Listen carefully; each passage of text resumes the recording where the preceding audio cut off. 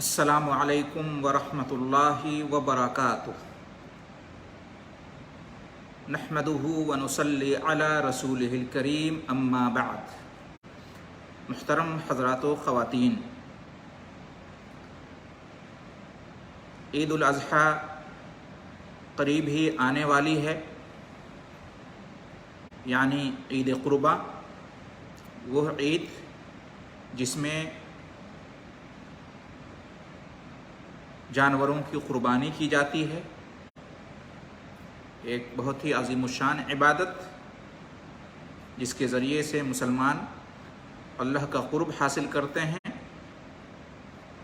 تو آئیے اس مناسبت سے آج کے درس میں ہم یہ جانتے ہیں کہ قربانی کے جانور کیا کیا ہیں، کن جانوروں کی قربانی جائز اور درست ہے، اور قربانی کے یہ جانور نر ہونا چاہیے یا مادہ یا دونوں، اور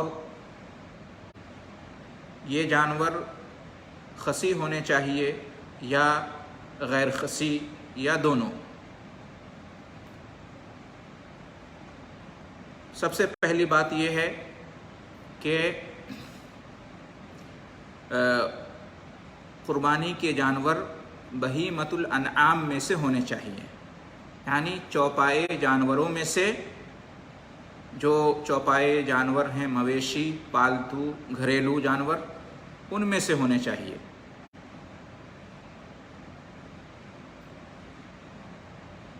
چنانچہ سورہ حج آیت نمبر 34 میں ہے، وَلِكُلِّ أُمَّةٍ جَعَلْنَا مَنْسَكًا لِيَذْكُرُوا اسْمَ اللَّهِ عَلَى مَا رَزَقَهُم مِّن بَهِيمَةِ الْأَنْعَامِ،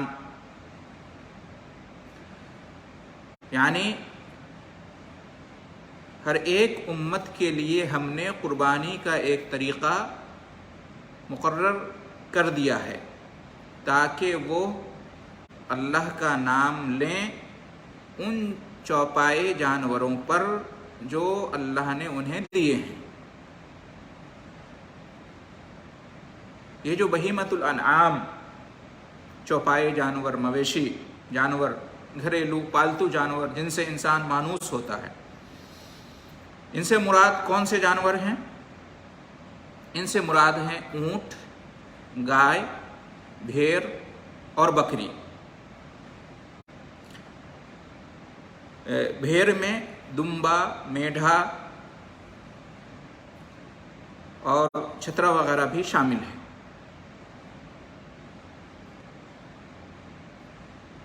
ان جانوروں میں سے جو نر جانور ہیں وہ بھی جائز ہیں، اور جو مادہ جانور ہوتے ہیں وہ بھی جائز ہیں، دونوں کی قربانی جائز ہے۔ ان 8 قسم کے جانوروں میں سے کسی بھی جانور کو قربان کر سکتے ہیں۔ اونٹ نر اور مادہ، گائے نر اور مادہ، یعنی اونٹ اونٹنی دونوں، اسی طرح سے گائے بیل دونوں، اور اسی طریقے سے بھیڑ نر اور مادہ دونوں، اس میں دمبا اور میڈھا، چھترا وغیرہ سب، اور اسی طریقے سے بکری نر اور مادہ دونوں، بکری اور بکرا۔ سورہ انعام میں اس کی تفصیل آئی ہے، آیت نمبر 143 اور آیت نمبر 144 میں، کہ جو بہیمۃ الانعام ہیں، جن کی قربانی جائز ہے، جن جانوروں کی، ان سے مراد یہ اونٹ، گائے، بھیڑ اور بکری نر اور مادہ ہیں۔ اور عرب کی یہاں بھی بہیمۃ الانعام، مویشی جانور، چوپائے جانوروں سے یہی جانور مراد ہیں، اور اہل علم نے بھی یہی کہا ہے کہ بہیمۃ الانعام سے مراد یہی اونٹ، گائے، بھیڑ اور بکری ہیں، نر اور مادہ دونوں۔ البتہ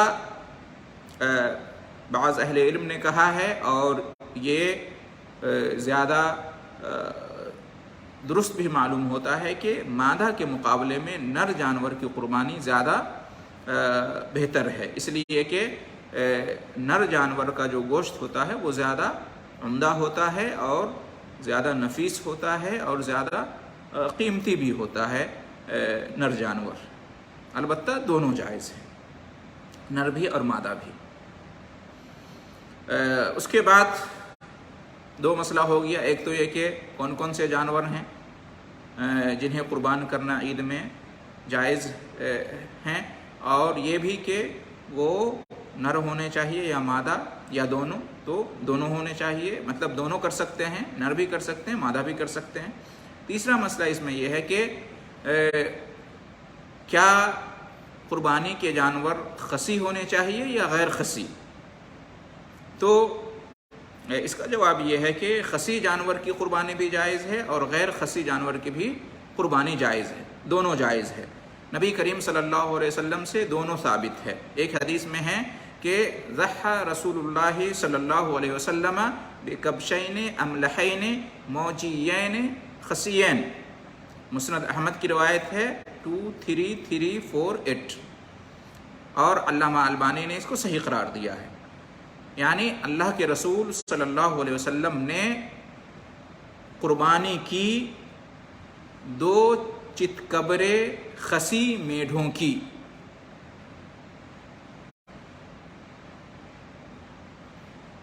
یا دمبوں کی۔ تو اس سے معلوم یہ ہوا کہ خصی جانور کی قربانی جائز ہے، چاہے وہ خصی جانور گائے بیل ہو جیسے کہ، یا اونٹ ہو، یا بکرا ہو، یا بھیڑ ہو۔ اور غیر خصی جانور کی قربانی بھی جائز ہے، یہ بھی نبی کریم صلی اللہ علیہ وسلم سے ثابت ہے۔ اس لیے ایک دوسری حدیث میں ہے، سنن ابو داؤد حدیث نمبر 2796 اور سنن ترمذی حدیث نمبر 1496، اور علامہ البانی نے اس کو صحیح قرار دیا ہے کہ کان رسول اللہ صلی اللہ علیہ وسلم یضحی بکبش اقرن فحیل، کہ اللہ کے رسول صلی اللہ علیہ وسلم قربانی کرتے تھے چتکبرے فحیل میڈھے کی۔ فحیل سے مراد غیر خصی، یعنی آپ صلی اللہ علیہ وسلم ایسے میڈھے کی قربانی کرتے تھے، ایسے دمبے کی قربانی کرتے تھے جو خصی کیا ہوا نہیں تھا۔ تو اس بارے میں بھی حدیث ہے، غیر خصی جانور کی قربانی کے سلسلے میں بھی آپ صلی اللہ علیہ وسلم کا عمل ہے، اور جو خصی جانور ہے اس کے بارے میں بھی حدیث موجود ہے، آپ صلی اللہ علیہ وسلم کا عمل موجود ہے۔ تو دونوں قسم کا جانور قربان کیا جا سکتا ہے، خصی بھی اور غیر خصی بھی۔ بعض اہل علم نے کہا کہ خصی جانور کا جو ہے خصی جانور کی قربانی یہ زیادہ بہتر ہے، کیونکہ خصی جانور کا گوشت زیادہ عمدہ اور نفیس ہوتا ہے، ٹھیک ہے۔ اور بعض اہل علم نے کہا کہ نہیں، جو غیر خصی جانور ہوتا ہے اس کا گوشت زیادہ عمدہ اور نفیس ہوتا ہے، لہٰذا اس کی قربانی زیادہ بہتر ہے۔ تو یہ اپنی اپنی طبیعت کے مطابق ہے، جس کو جو اچھا لگے قربانی کر سکتا ہے۔ البتہ یہ بات جاننے کی ہے کہ خصی جانور کی قربانی جائز ہے، اور جانور کا خصی ہونا یہ کوئی عیب کی بات نہیں ہے، یہ کوئی معیوب جانور نہیں ہے۔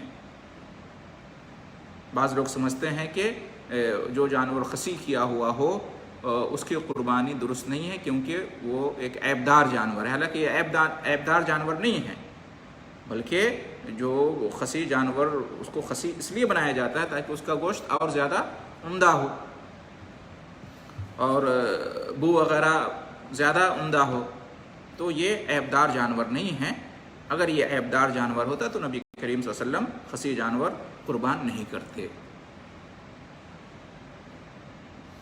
تو آج کے درس کا خلاصہ یہ ہوا کہ